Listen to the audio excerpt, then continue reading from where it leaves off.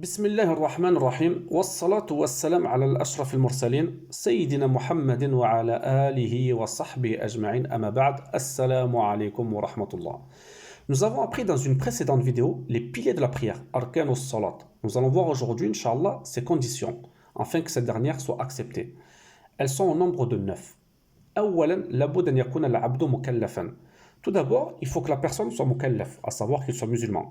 Donc, la première condition est l'islam, à savoir prononcer, comme on le sait, les deux attestations de foi, avec sincérité, en disant Ashhadu an la ilaha illallah wa ashhadu anna Muhammadan abduhu wa rasuluh, qui signifie nulle divinité n'est digne d'être adorée si ce n'est Allah, la ma'bouda bihaqqi illallah, et que Muhammad est son serviteur et son messager. Cette attestation comporte deux éléments importants, al-nafyu wal-ithbat, que nous verrons Inch'Allah dans une prochaine vidéo. La deuxième condition est al-aql, la raison, être conscient. Al-aql, qu'il ne soit pas fou, c'est-à-dire que la personne ne doit pas être majnoun. En effet, le prophète sallallahu alayhi wa sallam a dit رفع القلم عن ثلاثة عن النائم حتى يستيقظ والمجنون حتى يفيق والصغير حتى يبلغ. Donc le prophète sallallahu alayhi wa sallam a dit on a levé la plume sur trois personnes. Sur celui qui dort jusqu'à ce qu'il se réveille, sur le fou jusqu'à ce qu'il trouve raison, et le petit jusqu'à qu'il soit pubère. Ensuite, la troisième des conditions est tamiz, le discernement entre le bien et le mal, c'est-à-dire l'âge de raison. Les savants évaluaient à peu près cet âge de tamiz à partir de 7 ans, notamment avec le hadith du prophète sallallahu alayhi wa sallam qui ordonne la prière aux enfants à l'âge de 7 ans, en disant Muru awladakum bis salati wa hum abna'a sab'ina sinin, wadribuhum wa hum abna'a ashra, wa farriqu baynahum fil madaji'. Donc, il a ordonné la prière à partir de 7 ans. Cependant, elle devient obligatoire à l'âge de la puberté, 'inda al-bulugh.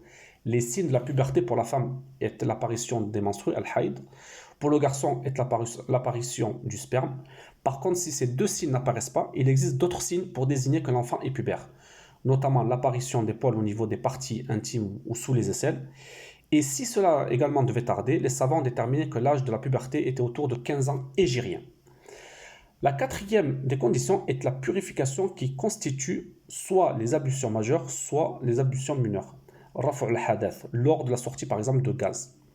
Ensuite, al-izalatu najasa, qui est la cinquième condition, la suppression des impuretés. Lorsque nous sortons par exemple des toilettes, avec le lavage des parties intimes, en effet, la suppression des impuretés peut se faire de deux manières.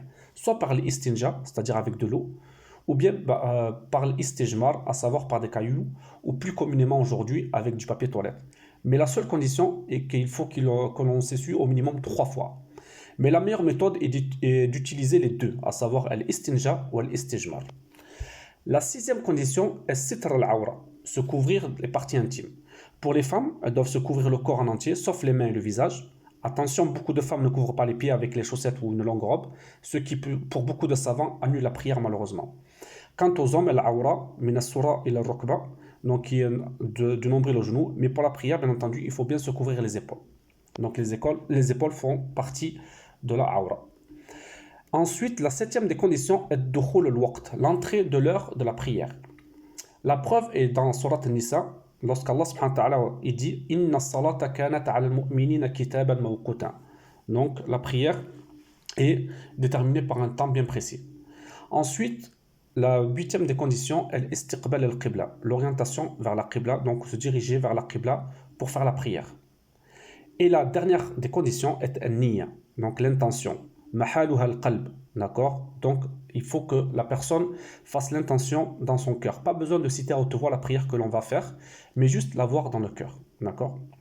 Donc voilà pour cette vidéo. C'est maintenant la fin de cette vidéo. Dans une prochaine vidéo, nous verrons les obligations et les sunan de la prière. Si cette vidéo vous a plu, n'oubliez pas de la partager, Inch'Allah, de commenter et de vous abonner.